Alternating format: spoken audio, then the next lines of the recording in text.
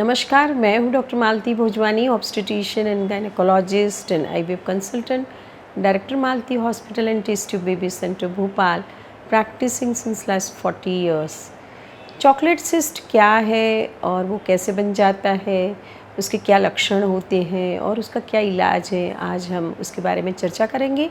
हालांकि एंडोमेट्रियोसिस के ऊपर मेरा पूरा एक डिटेल वीडियो है, उसके क्या सिम्टम्स हैं और हमारी महिलाओं को कैसे अवेयर रहना चाहिए एंडोमेट्रियोसिस के बारे में, क्योंकि एंडोमेट्रियोसिस एक क्रॉनिक मल्टीफोकल बीमारी है। वो कभी भी और हमेशा वो प्रोग्रेसिव रहती है। उसको हम कंट्रोल में रख सकते हैं लेकिन वो क्योर नहीं हो सकती है।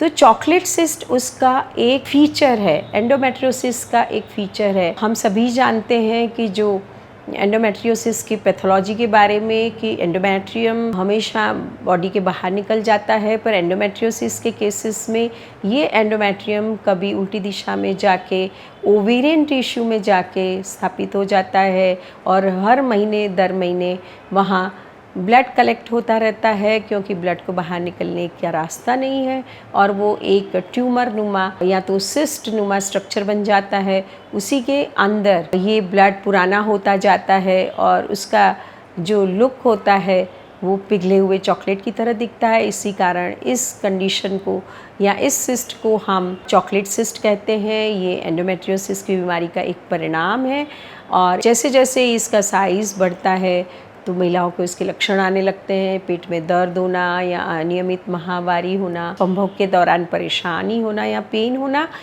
लेकिन ख़ास बात ये होती है कि कई महिलाओं में जब गर्भविहीनता की शिकायत होती है वो डॉक्टर के पास आते हैं, तभी इसी चीज़ का डायग्नोसिस होता है। उसके कभी कभी कोई भी लक्षण हमारे सामने नहीं आते हैं। इसी कारण एंडोमेट्रियोसिस के बारे में अवेयर रहना बहुत ज़रूरी है। अब ये चॉकलेट सिस्ट का जो ट्रीटमेंट पार्ट है वो बहुत चीज़ों पे निर्भर करता है और पेशेंट की उम्र क्या है, उसके लक्षण क्या है, पेशेंट की शिकायत क्या है और इस एंडोमेट्रियोटिक सिस्ट या जिसे हम चॉकलेट सिस्ट कहते हैं उसका साइज़ क्या है। और सबसे जो इम्पॉर्टेंट ट्रीटमेंट है, जब भी महिला इनफर्टिलिटी की शिकायत लेके आती है तो सबसे जो वरदान रूप जो ट्रीटमेंट है वो है लेप्रोस्कोपी। और हम इससे डायग्नोसिस हमेशा कर लेते हैं, सोनोग्राफी में ये क्लियर कट दिख जाता है, लेकिन इसका जो ट्रीटमेंट पार्ट है वो हमें लेप्रोस्कोपी और हिस्ट्रोस्कोपी से करना चाहिए, क्योंकि जब भी हम लेप्रोस्कोपी से इसका ट्रीटमेंट करते हैं तो सिस्ट के इलाज के अलावा हमें बहुत सारे इन्फॉर्मेशंस मिल जाती है, जैसे कि इस ट्यूब्स की कंडीशन क्या है, वो ओपन है या अंदर कोई एंडोमेट्रियोटिक इम्प्लांट्स तो नहीं है और उसकी ओवरीज और ट्यूब्स की रिलेशनशिप क्या है, चिपकाहट तो नहीं है, एडेशंस तो नहीं है, हिस्ट्रोस्कोपी में कैविटी कैसी है, इन सब चीज़ों के बारे में हमें सब इन्फॉर्मेशन मिल जाती है। और साथ में ये भी बहुत इम्पॉर्टेंट है कि ड्यूरिंग लेप्रोस्कोपी हम इसका ट्रीटमेंट भी कर सकते हैं। जैसे सिस्ट को हम पूरा उसका जो चॉकलेट नुमा फ्लूइड होता है उसको पूरा सक कर लेते हैं और सिस्ट वॉल को सिस्टेक्टोमी कर दिया जाता है या हटा दिया जाता है। ट्यूब्स यदि बंद है तो उसे हम खोलने की कोशिश करते हैं, यदि वो कोई एडेशंस हैं तो उसे भी ठीक किया जाता है।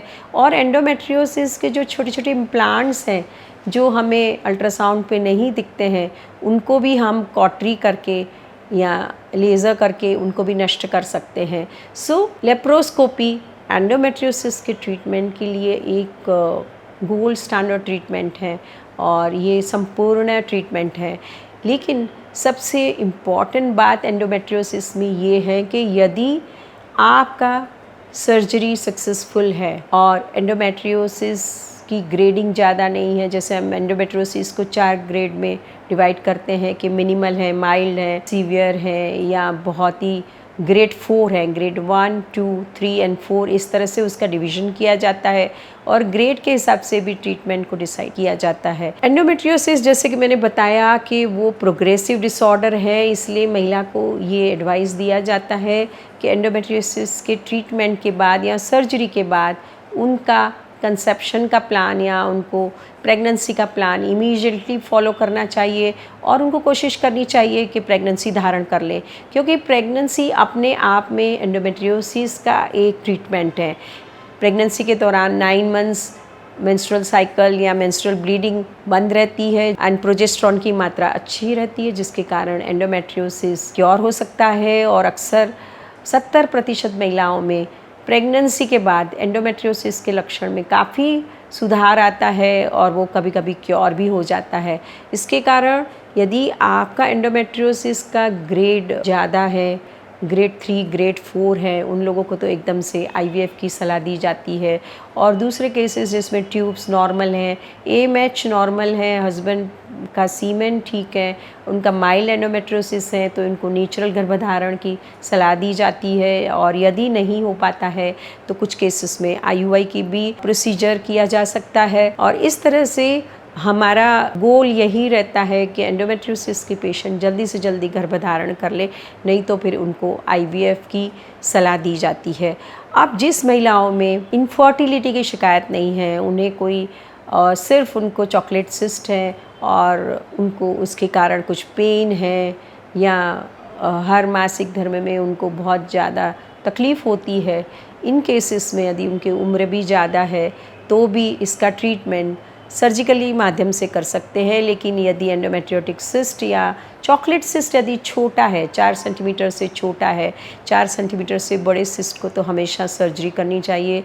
और यदि सिस्ट छोटा है तो हम पेशेंट को ऑप्शन दे सकते हैं, वो अपना मेडिकली ट्रीटमेंट करा सकती है। उसके लिए गोलियां आती है जैसे डाइनोजेस्ट हैं, उसके लिए ल्यूप्राइड इंजेक्शन या जीएनआरएच एगोनिस्ट के इंजेक्शन्स आते हैं, वो लगा सकते हैं। इस तरह से उनका मेडिकल ट्रीटमेंट भी कर सकते हैं।